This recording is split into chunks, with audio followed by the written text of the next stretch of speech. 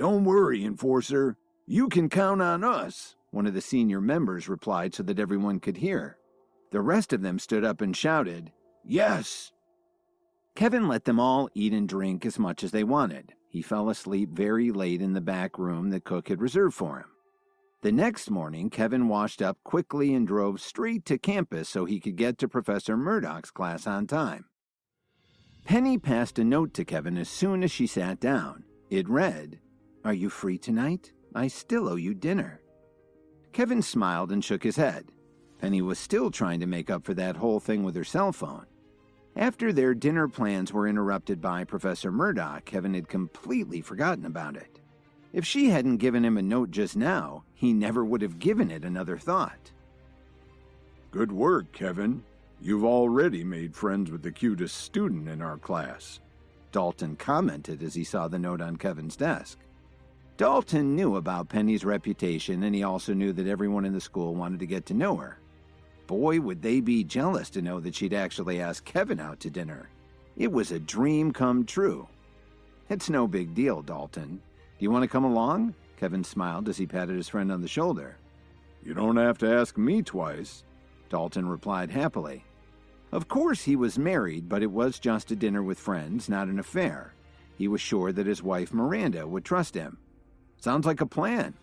Kevin wrote back to her very casually, "I'm free this evening, but I want to bring Dalton along too." Penny opened up the note and took a look at it. She quickly scribbled a reply and handed it back to Kevin. "That's up to you." The way she saw it, it was just a meal. It would be nice to have an extra person along. Just then, a woman walked into the room and went to the podium and put her briefcase on the table. Some of the students had noticed her in the halls, but nobody said anything inappropriate after what they saw happen to Chase Rogers on the first day of class. "Hello, everyone. I'm Professor Wendy Colt, your medicinal herb instructor. I'm in charge of teaching all of you how to concoct pills and make herbal medicine. Today, I'll take you to the pill room to take a look at our facilities. I'll also give you a sample pill while we're there," Professor Colt explained in a very professional tone. "Professor Colt, does this mean that the school still believes in concocting pills?" one of the students asked her hesitantly. "Of course. Medicinal pills are a very important aspect of personal growth and development. Good medicinal pills can help someone to advance by leaps and bounds," she replied very directly.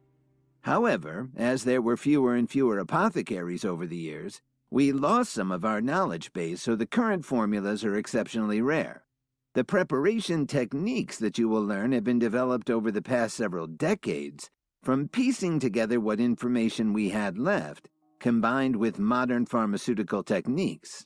That's how we're able to approximate the original lost recipes," Professor Colt explained.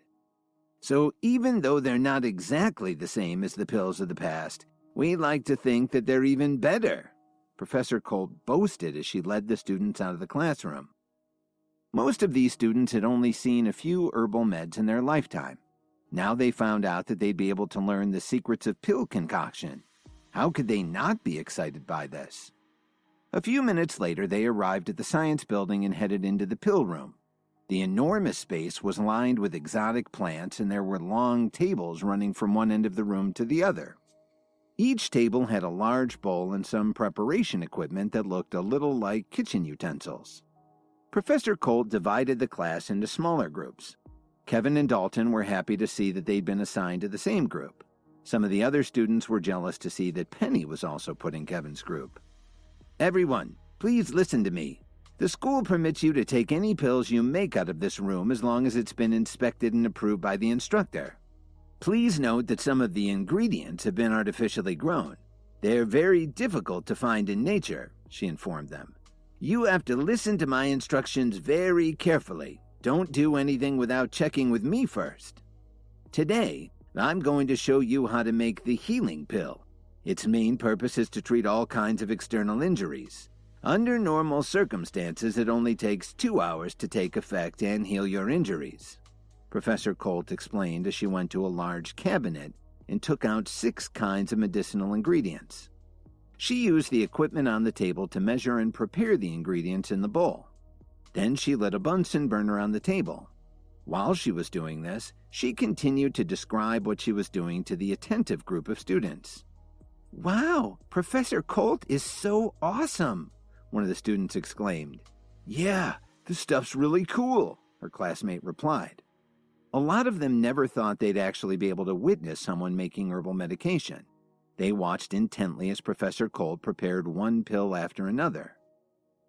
Kevin, don't you know how to do that too? I'm very curious to see who's better, you or Professor Colt," Dalton remarked as he nudged Kevin in the ribs.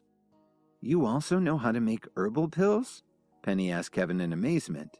But Kevin didn't answer their questions. Very seriously, he warned them. "Dalton, you and Penny should leave the room right now." "What's wrong?" Dalton asked him with a very puzzled look on his face. "Professor Colt must be distracted by talking too much while she's working. She just missed an important step and the bowl is going to explode in less than 5 minutes," Kevin quickly explained. They had to do something, and quickly. Please subscribe to the Pocket FM YouTube channel and press the bell icon for instant notification. Check out our channel for more such exciting shows.